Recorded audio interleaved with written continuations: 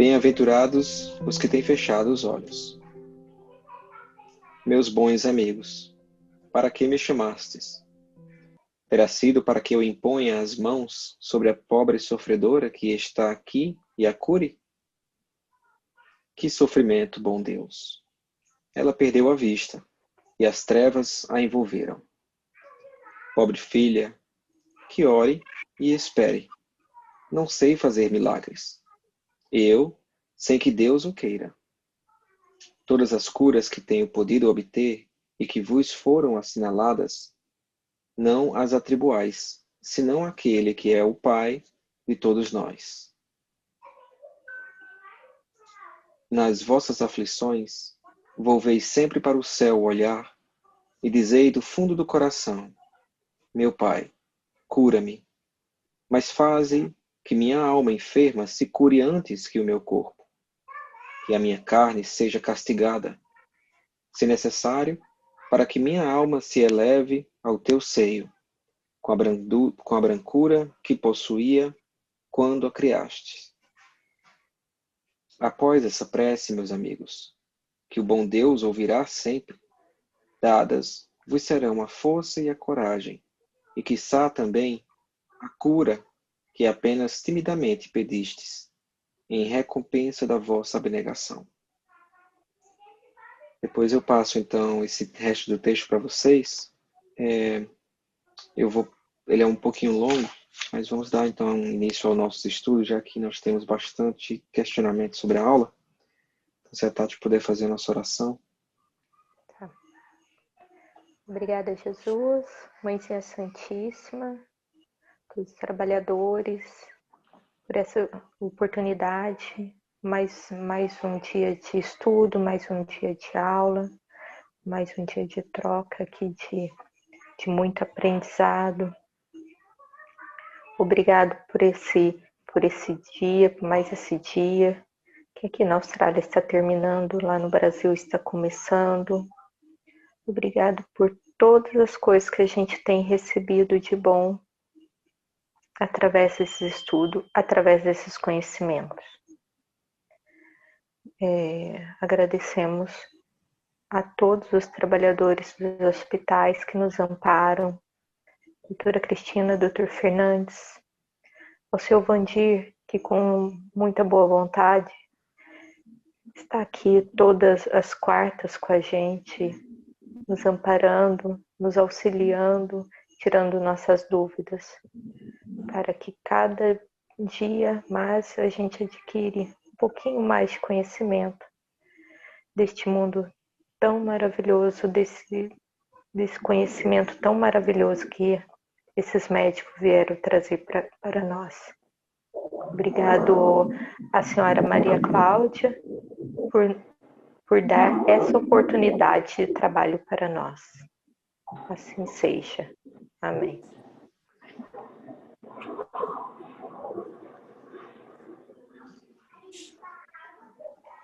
Obrigado, Tati.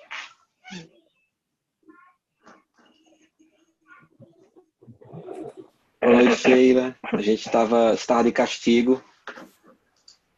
Eu tive um probleminha com a minha conexão aqui, eu não consegui entrar. Ah, tudo bem. Porque a gente faz as orações, aí se entrasse podia ser que ia atrapalhar, sabe? Aninha estava de castigo até a gente fazer a abertura, viu, filha? Não, tudo bem. Eu acabei de chegar do escritório. E o meu puppy, o Kobe, tá ficando louco aqui. Ele ficou o dia inteiro sozinho, coitado. Então vamos lá, a gente tem bastante dúvidas aí. Vamos começar com as perguntas para quem colocar no nosso chat. Sou de aula 43, né?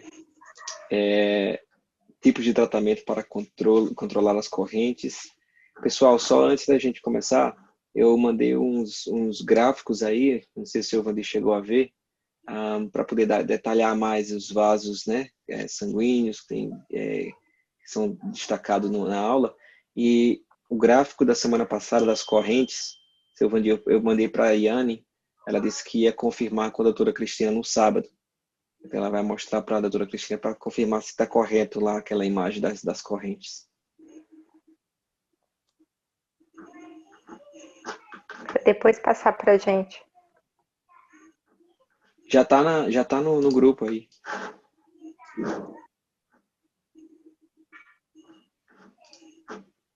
Bom, já temos uma pergunta aí da Samila.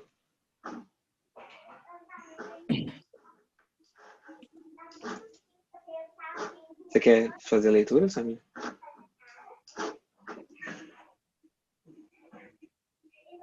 Sim, posso fazer. Bom dia, boa noite a todos. Bom dia, seu Vandir. Bom dia. O espírito, ele pode viciar a certos pensamentos negativos, agressões verbais, discussões?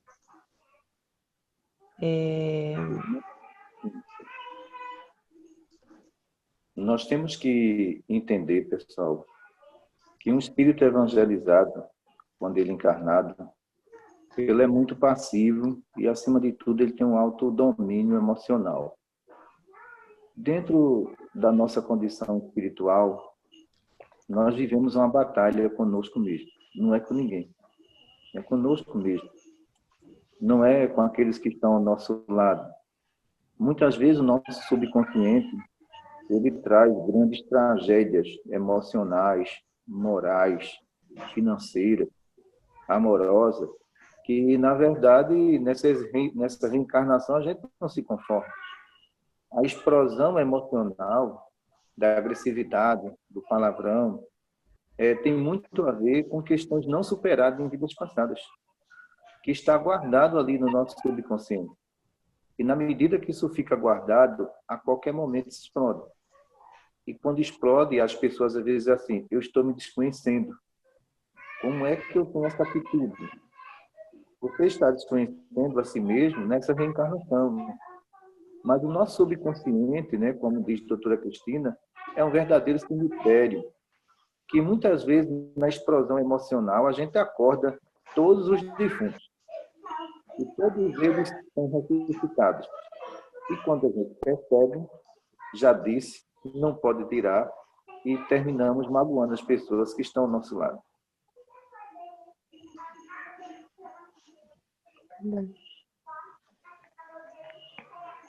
Alguém mais tem alguma dúvida nesse ponto? Obrigada, Sônia. Não? Vou fazer uma pergunta, então. Que também segue nessa mesma sequência das emoções. Na medicina atual, existem estudos do comportamento das emoções, né, e as doenças relativas, onde se destaca a interação, né, entre a interface do cérebro e do corpo físico. E esse tipo de estudo, o nome dele é a psiconeuroimunologia. A pergunta que eu tinha com relação a isso, porque ele relata algumas emoções, né, e as doenças que essas emoções causam. Por exemplo, doença como alergia. Aí fala que aparecem naqueles que estão sempre nervosos e irritados. Né, doenças de asma, complexo de culpa. Doença de artrite está associado à mania de perfeição. E aí a minha pergunta seria, esse estudo está coerente com a análise da medicina espiritual? Esse da psiconeuroimunologia? Algumas partes têm sentido, né? As outras não têm, porque a medicina espiritual, ela estuda a relação do perispírito, ela estuda a relação do perispírito periférico e de todas as camadas quando atua no nosso organismo. Então, a gente descobre que dentro de 26 anos, a gente só tem 1% dessas patologias diagnosticadas pelos médicos espirituais, né? Talvez daqui a 26 anos a gente tenha mais novidade, né, nesse assunto. Mas o grande problema é que nós não podemos se deter só no corpo, porque espírito não é só corpo. Espírito é um ser pensante, perispírito, o espírito age sobre ele responde sobre a matéria. Então, nós somos uma complexidade energética que não foi estudada pela ciência material. Ela faz uma associação com o estado emocional e o estado de reação dérmica. Essa associação aí, ela tem lógica. Mas quando ele vai se adiantando, vai se aprofundando, então a gente percebe que não tem muito fundamento, não. Porque aí existe também, Francisco, as questões das doenças hereditárias, entendeu? As doenças kármicas, que nós trazemos também com elas, E, no caso dessa ciência, ela não consegue responder isso. Então, ela tem uma visão física. As visões reencarnatórias, as visões hereditárias, ela não traz isso. Certo. Ô, Chico, Oi. não, só falar para você que tá difícil para eu digitar aqui as perguntas. Pode ler. Faça a Tá. leitura. Tá? Não, mas Você tá no pode celular hoje, né? pode continuar aí, então. Não, tem uma pergunta que é uma dúvida sua também, que também é da Cíntia, que vai logo depois dessa sequência, pelo menos na minha leitura lá do texto, que é aquela que eu tinha acabado de ler. Você não quer fazer uma leitura sobre essa pergunta? Tu pergunta número 5, eu acho, que tu falou. Eu falei daquela mesma da sua? É.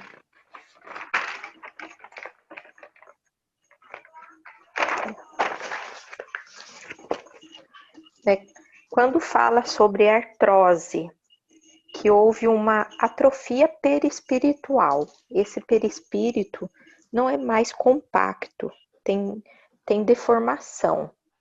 A ligação do princípio espiritual com o princípio vital deixou de existir. O que funciona é o princípio vital, pois o princípio espiritual entrou em colapso. Não vai morrer, mas terá doenças sucessivas. O senhor pode explicar melhor tudo isso?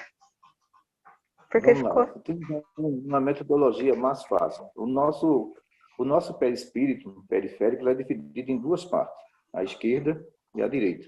Certo? São duas partes. Então, o que acontece aí? Se eu tenho um derrame no lado direito, eu perdi essa mobilidade. Aí, por que eu perdi? Vê só. A conexão do princípio espiritual, que é o perispírito periférico, ela foi afetada. E na medida que ela foi afetada, ficou o princípio orgânico, ou vital. O princípio vital, eu vou fazer o quê? Fisioterapia, hidroterapia, para me recuperar do derrame. Eu vou me recuperar do derrame? Não vou. Eu não vou ficar 100%, porque o perispírito periférico, ele que é ligado ao princípio vital, ele foi danificado. Então, é como se você tivesse uma placa de um computador e, de repente, ela queimasse. É impossível, você vai ter que trocar a placa. A mesma coisa é a formação periférica.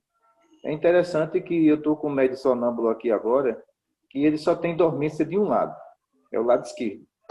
Aí, quando ele tem dormência de um lado, ele cai, o lado direito não funciona.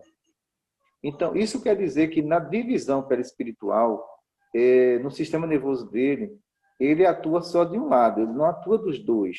Então, por isso que ele cai. Então, ele estava perguntando, como é que eu faço agora? Você vai ter que aprender a fazer uma distribuição energética, tanto para o lado esquerdo como para o lado direito.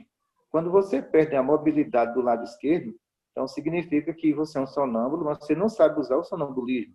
E a família pensava que ele tinha um problema neurológico. Quer dizer, revirou, procurou tudo, tomografia, ele não tem nada. Então, ele tem um sonambulismo. Então, no caso do princípio vital, significa que ele pode existir. Mas quando ele perde essa ligação com o princípio espiritual, então o que acontece? É como se aquele órgão estivesse funcionando só dentro desse princípio. Vai chegar um momento que ele entra em colapso total. Vamos partir para um exemplo mais fácil aí também. No caso do plexo cardíaco. Se o plexo cardíaco parar, o coração vai continuar até onde houver o princípio vital. Cessou o princípio vital, o plexo não está parado, ele não reativa. Então, quando alguém diz assim, olha, fulano teve um infarto e voltou. Ele teve um infarto lá no princípio vital. Mas só que o princípio espiritual que está ligado ao plexo, o plexo estava ativo. Então, quando houve a massagem cardíaca, o coração voltou ao normal. Mas quando a gente percebe que o plexo travou e o coração está funcionando só no princípio vital, vai chegar um momento que ele trava. E se ele travar, o plexo também não responde e é o desencarno. No caso, só para ver se eu conseguir entender. O princípio espiritual é o que alimenta os plexos e o princípio vital é o que alimenta o corpo, não é? É o que alimenta o corpo. Tá. Mas a base de tudo isso é o princípio espiritual. Vamos partir para um exemplo também bem prático. Vamos dizer, Uma criança de 9 meses, ela morreu na barriga da mãe. O que existia? O princípio vital. O princípio espiritual não existiu. Está entendendo? Então, se existisse o princípio vital espiritual, aquela gravidez ia se concretizar. Mas quando não há, o que é que acontece, né? Essa formação, ela é toda orgânica, mas não há presença de espírito. Isso é falado até lá no Livro dos Espíritos. Quer dizer, o princípio vital, nesse exemplo que o senhor deu, foi dado um princípio vital de 9 meses, mas a criança, né, não recebeu o princípio espiritual. Pronto, isso mesmo. Está lá no Livro dos Espíritos, os nasce morto, que eles falam, não é isso? Está no Livro dos Espíritos. Então, não havia espírito designado para aquele corpo, mas a gente sabe que o nosso organismo, ele tendo uma produção enorme de princípio vital, dentro do estado de fecundação, ele pode, entendeu, gerar. Mas se não há presença do espírito, o organismo vai expulsar. Sim, eu posso fazer outra pergunta? Assim, em relação a isso, Claro.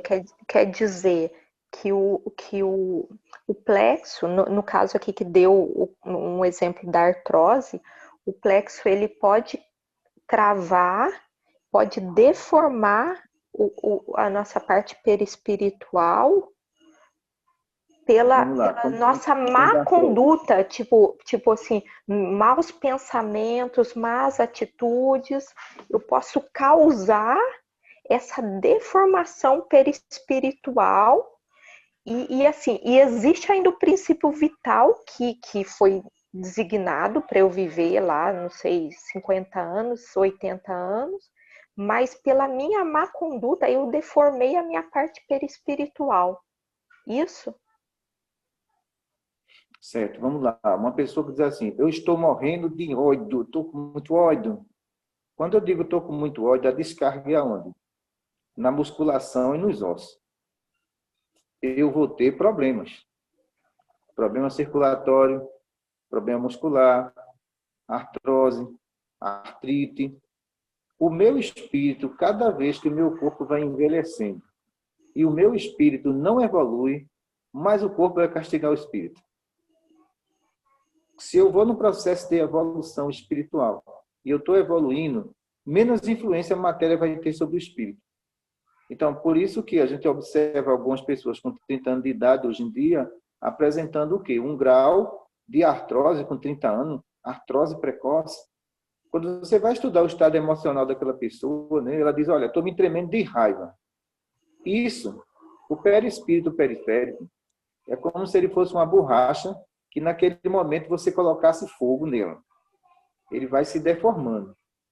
E o perispírito periférico, ele domina tudo que você pensar na matéria. Tudo, tudo.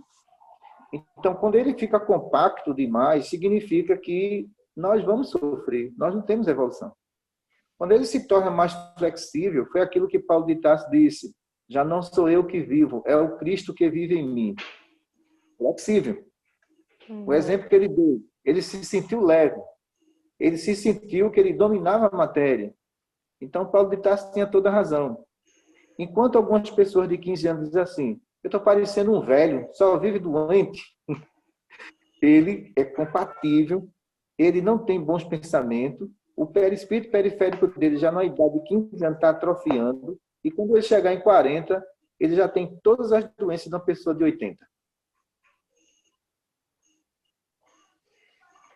Posso trazer um exemplo? Aliás, na verdade vai ser uma pergunta dentro dessa pergunta da Tati, mas foi um acontecimento que eu escutei recentemente, e eu queria saber do seu Vandir onde é que se relaciona essa linha, não é? Do perispírito periférico apresentar uma doença que deforma então o órgão, não é, que é alimentado pelo fluido vital. Seu Vandir, tem uma criança, não é, ainda por volta dos 2 anos de idade, alguma coisa assim, que ela apresentava um leve grau de não de miopia, como é que chama quando você está ficando vesga, né? Quando seu olho está um pouquinho fora do eixo. Desvio de retina também, né? Desvio de retina. Isso. E aí ela não era muito, era bem pouquinho, né? Que dava para você notar quando você conversava. mas de repente, de 2 semanas para cá, ficou completamente vesga, não é? Como é que a gente consegue identificar se isso já foi uma coisa que ela trouxe, que iria se desenvolver, porque não nasceu dessa forma, né? Nasceu apenas com uma leve deformação, um certo desvio, mas como é que a gente consegue identificar se isso foi uma deformação viciosa já no perispírito periférico, ou se é dentro da residência da criança, por conta de, digamos assim, a presença da família, o que elas fazem, qualquer coisa que possa ter causado. Isso é um médio sonâmbulo, não é doença. Eu presenciei um rapaz de 20 anos aqui, que é interessante, né? Ele desviou completamente o globo ocular. E ficava ao contrário, né? E a doutora Cristina foi examinar, disse, olha, não tem nenhum problema ocular, me dá 2 eletrodos aí. Pegou 2 eletrodos de bulbo, colocou na lateral, foi puxando o eletromagnetismo e os olhos dele voltou ao normal. Então a gente tem que entender que todo o processo do sonâmbulo, ele é na parte neurológica, todo ele. O sonâmbulo, ele não tem uma mediunidade localizada ali no coração, no abdômen. Tudo do sonâmbulo vai partir do sistema nervoso central. Então, provavelmente, essa pessoa, ela levou uma cargazinha, e essa carga provocou o desvio. E foi aumentando a carga. E na medida que foi aumentando, o desvio foi completo. Então, o tratamento indicado aí seria 2 eletrodos laterais. E sendo um sonâmbulo, tirando a intensidade energética, isso vai estabilizando e volta ao estado normal. O problema do mundo, acredito, o problema do espiritismo, a gente viu as mediunidades, a gente não estudou as causas e consequências dessas mediunidades, entendeu, Francisco? As reações que poderiam ter, como a gente poderia reverter um quadro, apenas achamos bonito. Olha, ele é médium. Mas a gente não estudou as consequências daquilo. E tem muita gente que é médium, sabe que está doente e não sabe por quê. Aí está o grande problema disso tudo. E hoje a gente percebe que a medicina espiritual, num caso como esse, a gente tem a certeza de falar, olha, isso não é kármico. Isso é um médium sonâmbulo que levou uma sobrecarga e pode voltar ao normal. Ok. Interessante. Vamos observar, então, se a criança vai voltar ao normal, né? Mas alguém tem mais alguma dúvida nesse ponto? Não? A minha dúvida número 2, Silvandir, a doutora Cristina nos trazia ali sobre a varize, né? E aquela pressão energética. Não é quando você sente, digamos assim, está com ódio no coração, rancor, e aí você sente uma pressão energética, você começa a sentir dores na varize, né? Eu gostaria de voltar um passo antes para a gente discutir o que é que causa a varize. Existe alguma causa específica? Alguma pressão energética? Algum pensamento de rancor? A gente acredita que a primeira causa específica seria a má alimentação, né? Ingestão de gordura, falta de atividade física, fragilidade muscular também seria outro ponto de vista.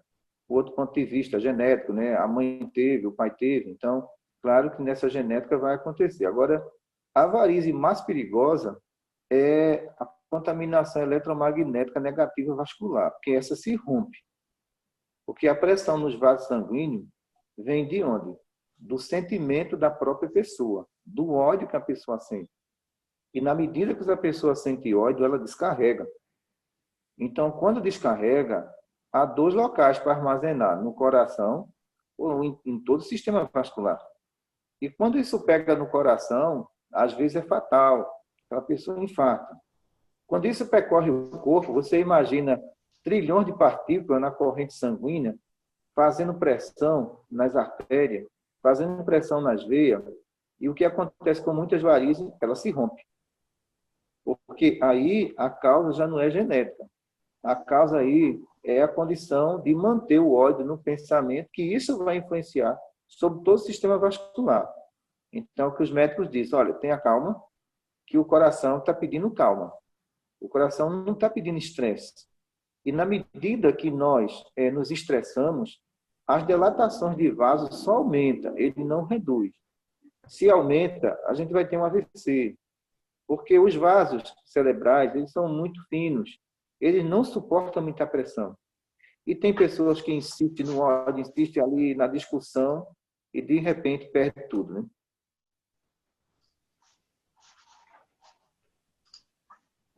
Certo. Obrigado, seu Vandir. Alguém tem alguma dúvida nesse ponto? Você está em silêncio, você está em mudo. Tá. Tati.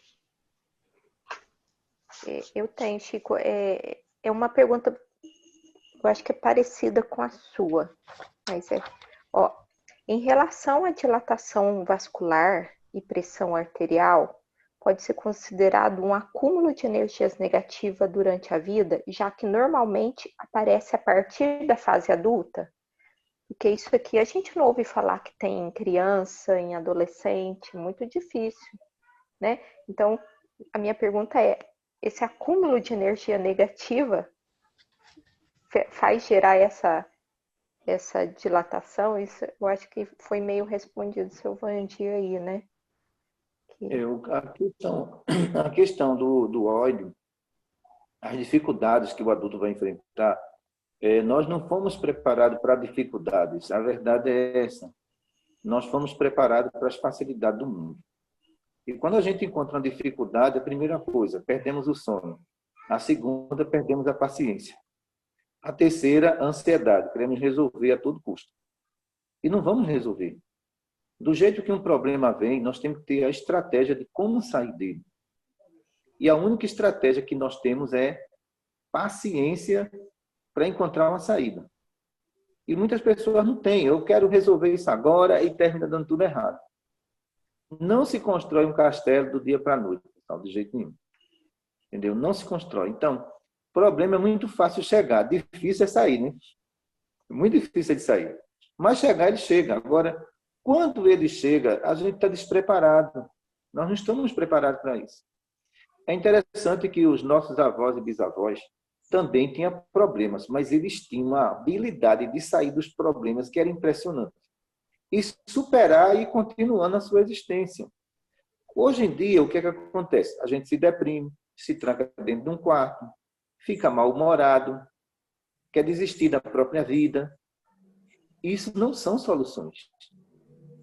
Isso é um atraso espiritual na vida de qualquer espírito. Porque quem está em mundo de expiações e prova é para vencer suas dificuldades. Nós sabemos, dentro do processo reencarnatório, não vamos encontrar nenhum tipo de facilidade em mundo de expiação e prova. Vamos encontrar dificuldade. Nós não fomos preparados para essa dificuldade. Nós fomos preparados para a facilidade, para a alegria, entendeu? Fomos preparados para isso. Como é bom estar feliz, é ótimo, é muito fácil estar feliz. Mas e quando vem a tristeza, como superar? Aí que está o nosso grande problema, pessoal. A gente não consegue superar. A gente temos um destino. Qual é o destino? Eu vou me acomodar aqui. Está errado. Ninguém vai se acomodar ali. Você tem que ter a atitude de como sair do problema, de como resolver, de como dar um destino à sua vida. E muitos não querem. É assim mesmo, eu vou viver assim, eu vou morrer assim. Estamos equivocados nos nossos posicionamentos. Os problemas, quando surgem, é para testar a nossa inteligência. Verdade. Obrigada, seu Vandir. Vou seguir, então. A outra pergunta, seu Vandir. Como podemos evitar doenças cardiovasculares derivadas do consumo de alimentos que contêm conservantes, sendo que nós, nos dias atuais, né, toda a sua maioria o tem? Olha, eu aprendi muito na área de nutrição também com a doutora Cristina Santos, que ela disse, olha, você não vai cortar tudo, mas você vai ter que se educar. Não é verdade? Você não vai poder cortar tudo. Agora, é interessante a gente comer a semana inteira enlatado e não ingerir uma grande quantidade de fruta, verdura, aí a gente diz, você está se matando, entendeu? Porque o princípio espiritual, ele não está sendo castigado, não. Quem está sendo castigado é o princípio vital. O princípio vital com conservante, com a grande quantidade de sal que está ali, de gordura, ele vai reagir. Vai chegar um momento que ele vai jogar para onde? Ao princípio espiritual que está lá no perispírito periférico. E qual é a conexão daquela que se queima, né? Que são trilhões dela no perispírito, que se queima, cedo ou tarde vai aparecer em qualquer órgão. Mas as pessoas dizem assim, mas eu tenho que viver para comer. Pessoal, não é assim. Isso é predominância da matéria sobre o espírito. E quando a matéria predomina sobre o espírito, olha, deu fome em você, você come até folha. Então, imagine o espírito predominando sobre a matéria. O que é que o espírito vai dizer? Agora não é sua hora, é a minha. Quem manda sou eu. E agora eu não vou comer, daqui a pouco eu como. Então, quando o livro dos espíritos trata desse assunto, da predominância da matéria sobre os espíritos, ele diz o quê? São espíritos materializados, entendeu? Somos nós.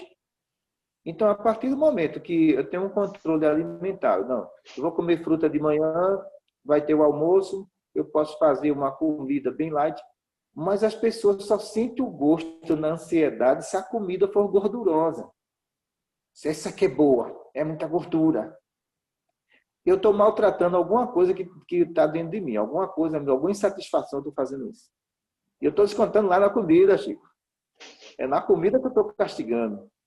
Eu castigando na comida e, ao mesmo tempo, o princípio vital dizendo, olha, eu estou adoecendo. Não, mas eu vou comer, porque quem come não adoece. Não adoece, não morre. Então, observe que os espíritos mais elevados que reencarnaram na Terra, a refeição dele era bem parcial. Vamos lá, Francisco Cândido Xavier, não somos ele, estamos muito distantes dele. Comi uma maçã de 6 horas da manhã e até 10 horas da noite trabalhando. Predominância de Chico sobre a matéria. A gente consegue fazer isso? É impossível. Não tem nem como fazer isso. Mas ele ia buscar os elementos energéticos, comer uma maçã de 6 horas da manhã até 10 horas da noite, eu morria no meio do caminho. Eu não tinha condições. Nenhum tem condições, mas ele tinha condições. Por quê? Ele se abastecia de energias fluídicas. Então, nós vamos chegar a esse grau? Vamos. Mas nós temos que treinar agora. Alguém tem alguma dúvida com relação à alimentação?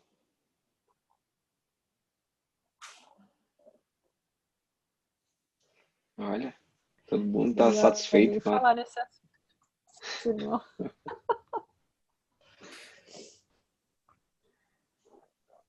Certo.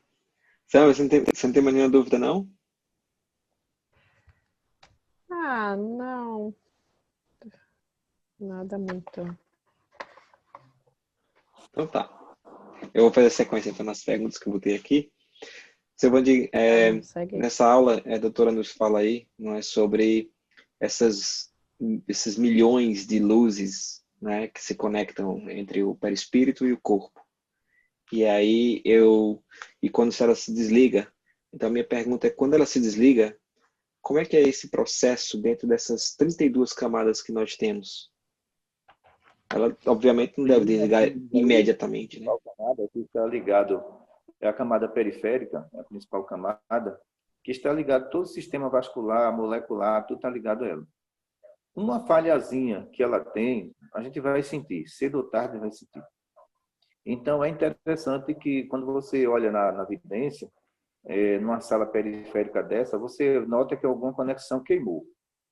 Então, se queimou, existe o processo de restauração, que é a cirurgia espiritual, para restaurar aquela área dali, para dar a você mais vida.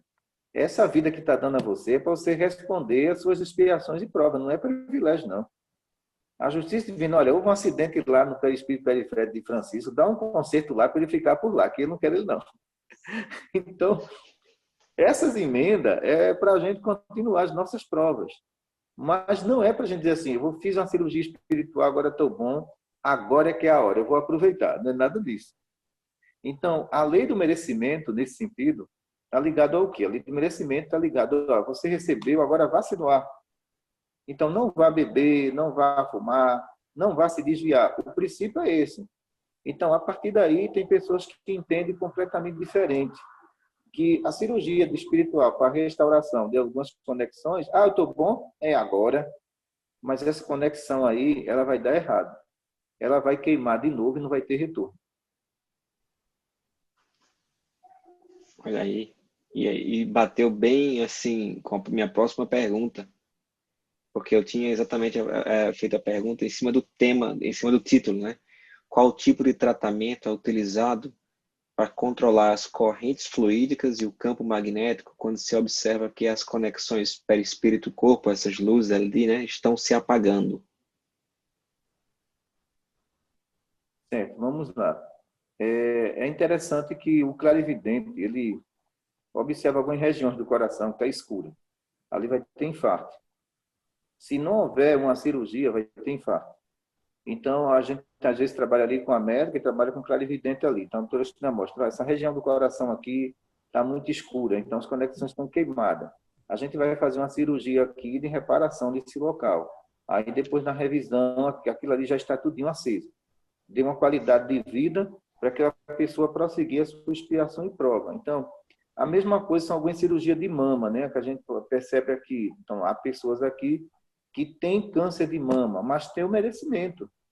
E na cirurgia de mama, acionando os aparelhos, tudo isso mais, a gente percebe que depois do exame, que a pessoa vai refazer, o câncer sumiu, não tem mais.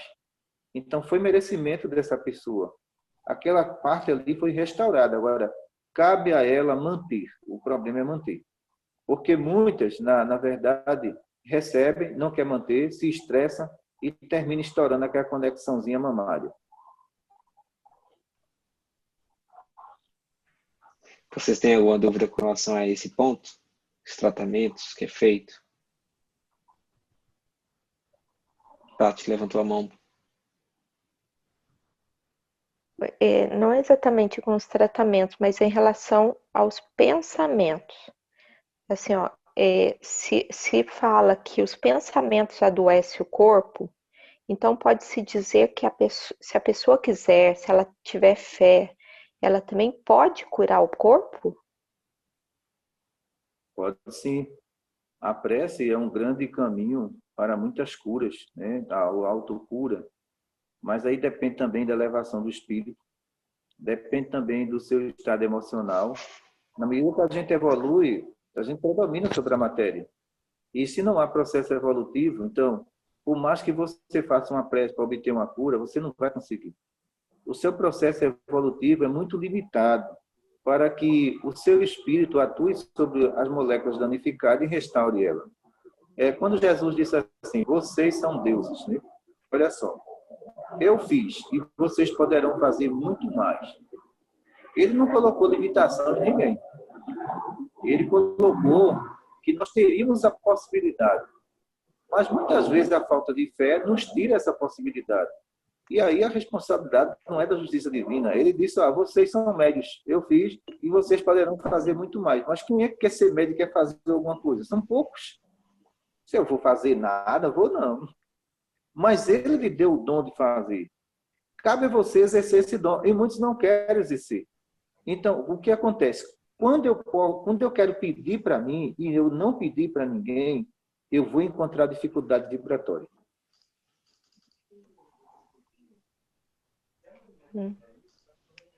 Obrigada, Sivandi. Bom, parece que eu disse no começo que a gente tinha muitas perguntas, mas foram todas respondidas, né? Não, eu tenho mais. Então manda, por favor. Porque eu não consegui escrever hoje.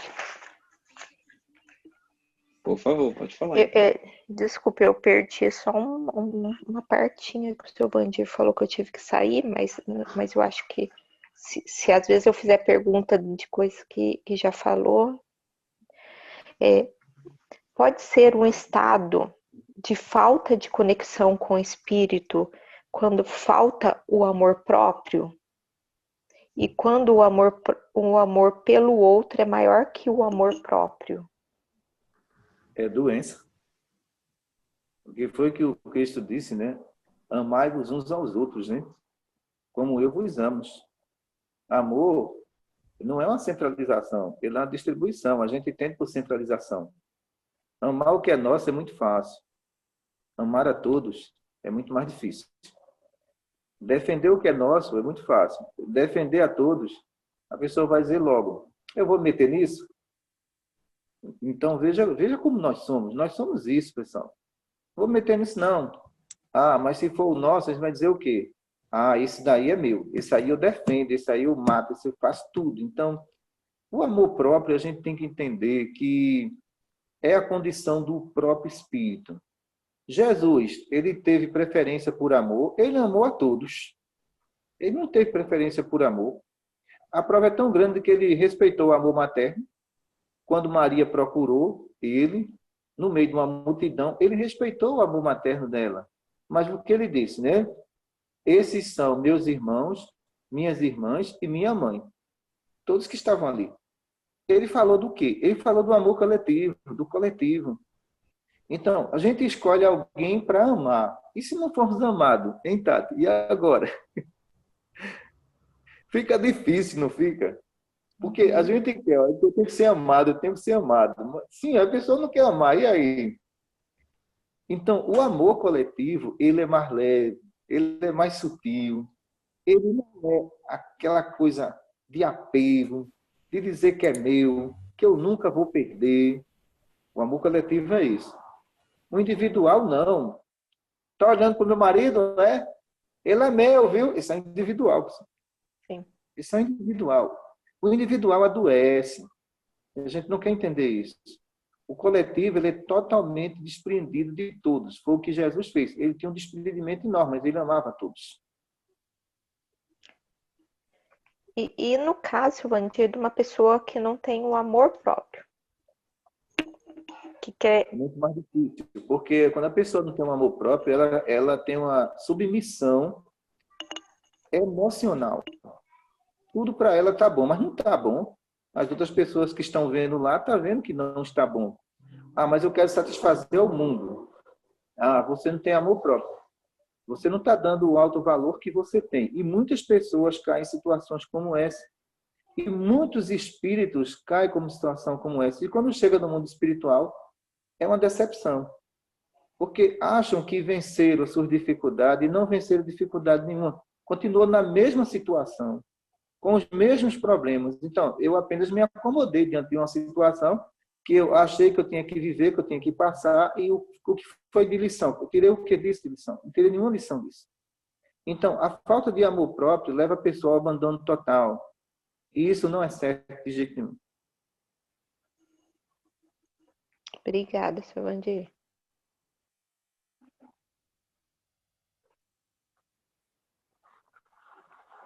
Ô, Chico. Oi. Eu tenho uma outra pergunta, mas ela é meio assim, é pessoal, sobre o assunto, mas é sobre a minha história. Posso fazer?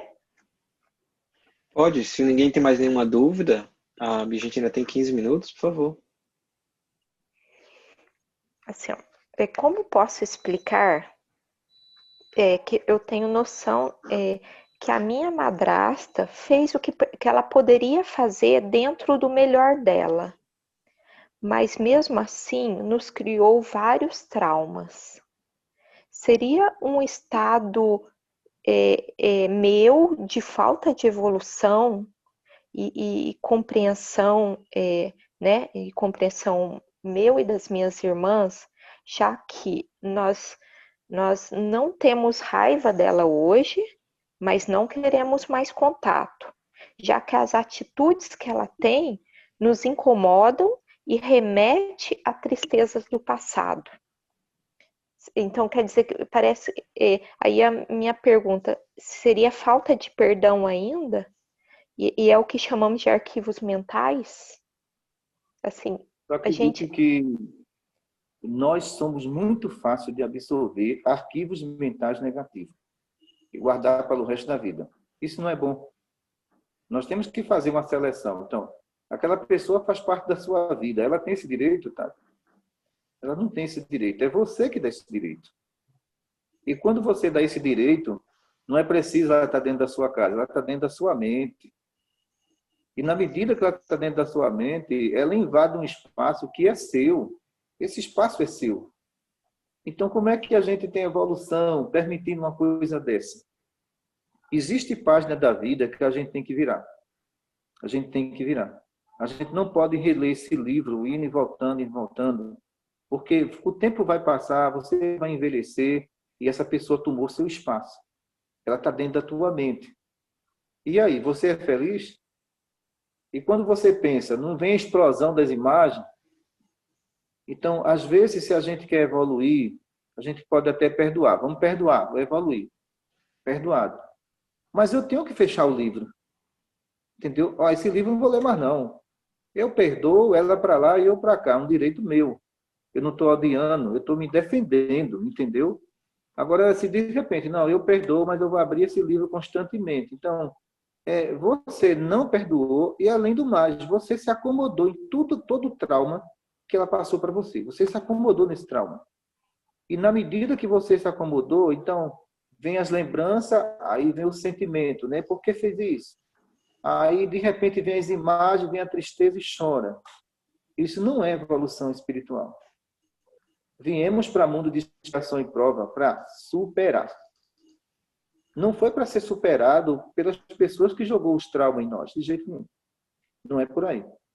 Então, essas pessoas que nos fez mal, a gente esquece. A nossa vida e o nosso espaço tem que ser de alegria, sabe? Tem que ser de esperança. Não podemos preencher um espaço que é nosso de tristeza, de amargura. Não foi isso que o Cristo nos ensinou, não é verdade? Sim. Sim. Interessante essa resposta seu, Silvani, bate bastante com o pensamento do Emmanuel.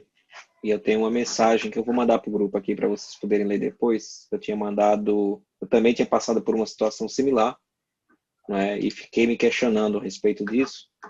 E aí, até que certo momento, eu abri um livro que tem passagens de Emmanuel, e aí eu li essa passagem a respeito disso, que chama-se No Exame do Perdão. E aí eu vou passar para vocês lá no grupo, para vocês poderem ler depois. Fazendo favor. Basicamente é isso que o senhor Vandi está passando para a gente.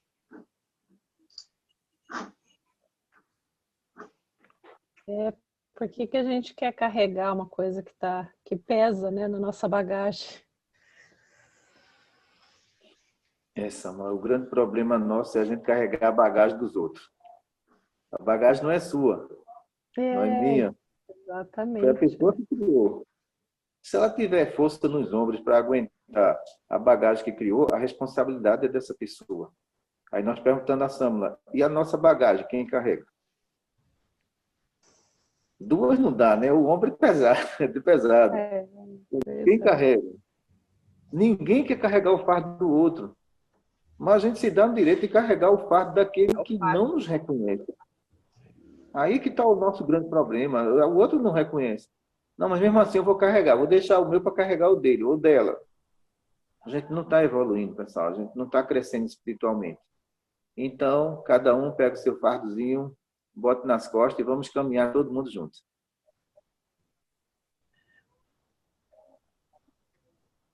Pois é. Alguém tem mais alguma dúvida? Bom, já mandei o texto lá do seu Emmanuel para vocês lá, depois poderem ler. Faltam 9 minutinhos, mas se ninguém tiver mais dúvida, a gente pode deixar o seu Vandi partir para o trabalho do dia de quarta-feira dele, né? Cadê Cíntia? Apareceu hoje não? Cíntia não, ela foi chamada para trabalhar mais cedo na fábrica. O chefe dela ligou para ela até chegou a acordar ela me ligou. Quando ela me ligou, mandou uma mensagem, ela estava com voz de sono ainda.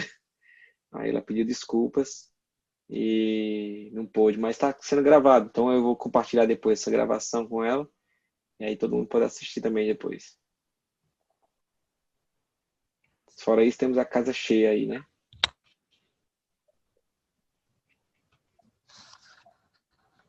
Bom, ninguém tem mais dúvida?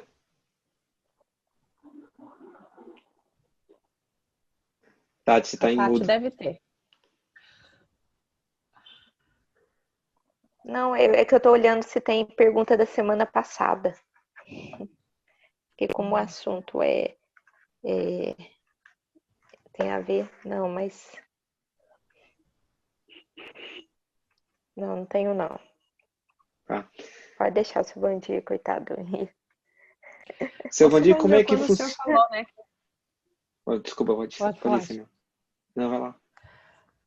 Não, quando a gente fala, né? Eu às vezes tenho costume até de falar, ah, tô ficando velha, né? Semana passada eu falei, ah, acho que eu não tô enxergando direito, tô precisando usar óculos, assim, né? E o senhor disse, né, que essa mania que a gente tem, né, de reclamar, né?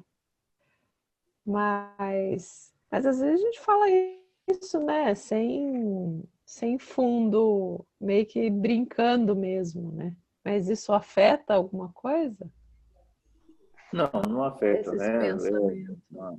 uma forma de você descontrair, mas as questões mais graves que a gente encontra no próprio ser humano é a inconformação de espaço, onde ele está insatisfeito, a inconformação do próprio visual, que não é agradável. Então, será que na vida não existe nada de bom para essas pessoas? Que tudo é ruim? Então, é preciso que a gente amanheça o dia feliz, dizendo, olha, meu Deus, muito obrigado, né? Eu ando, eu converso. E como é que a pessoa amanhece o dia reclamando?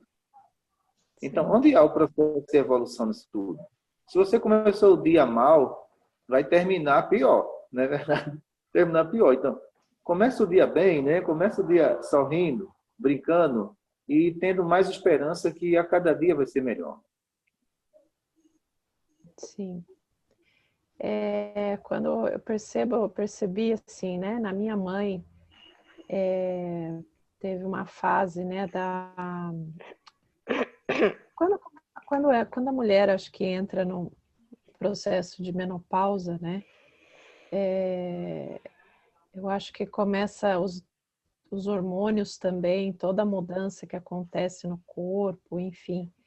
Isso, e minha mãe ficou um pouco, sabe, uma fase depressiva, né? E todo mundo saiu de casa, sem filhos, aquela coisa toda, né? E, e ela falava, né, que não estava acertando a medicação, reposição hormonal, essas coisas. Essa questão de reposição hormonal para a mulher, quando ela entra, né, num período da menopausa, como que é isso, seu Vandir, com relação a... Porque se a mulher, se ela fica sem, muitas mulheres têm muitos problemas, principalmente problema com depressão. Não sei se é pelo fato da aceitação, da mudança do corpo. Como que é isso? Eu acredito que as questões emocionais não terminam na velhice. Nasceram na infância, explodiu na velhice. Então, vamos dizer, Francisco Cândido Xavier, ele tinha andropausa? Ele não tinha andropausa. Ele não tinha mau humor. E alguns homens que foram crianças mal-humoradas, adolescentes mal-humorados, quando chega lá nos 50, ele diz, isso é andropausa. Não tem nada a ver com isso. Ele sempre foi, está entendendo? Então, o que acontece? O nosso corpo tem que educar o nosso comportamento. Eu concordo com você que algumas mulheres realmente apresentam problemas, né? Em algumas é necessária a reposição hormonal, mas outras é necessário a evangelização delas. Não é reposição hormonal. Porque quando você vai pegar o histórico dessas pessoas, né, sempre foram insatisfeitas. E agora, com a falta dos hormônios, piorou, viu? Porque as atuações e a predominância sobre a matéria vai ser sobre o espírito. E as reações de tristeza, de tudo. Então, é interessante que nesse lockdown que houve, teve muitas pessoas idosas, olha, pessoas idosas, que elas começaram a lembrar coisas do casamento há 40 anos atrás, estão com depressão. Isso era um arquivo vivo? Era um arquivo vivo. Por que não desabrochou? Porque estava lá os afazeres domésticos, estava lá o exercício físico. Quando parou, o subconsciente disse, olha, vem cá, isso aqui não está resolvido, não. E a gente pegou muitas idosas aqui dizendo, olha, meu casamento foi uma tragédia, não sei o quê. Faz quanto tempo? 40 anos. 40 anos, explodiu. Quer dizer que conviveu 40 anos ali insatisfeita. E quando explodiu, foi interessante. Então, olha, doutor, eu não consigo tirar esta cabeça. Fica repetindo direto. Aquele homem foi injusto, mas o homem já morreu há 40 anos. Então, veja como a gente alimenta as lembranças tristes. E a gente esquece as lembranças mais felizes da nossa existência.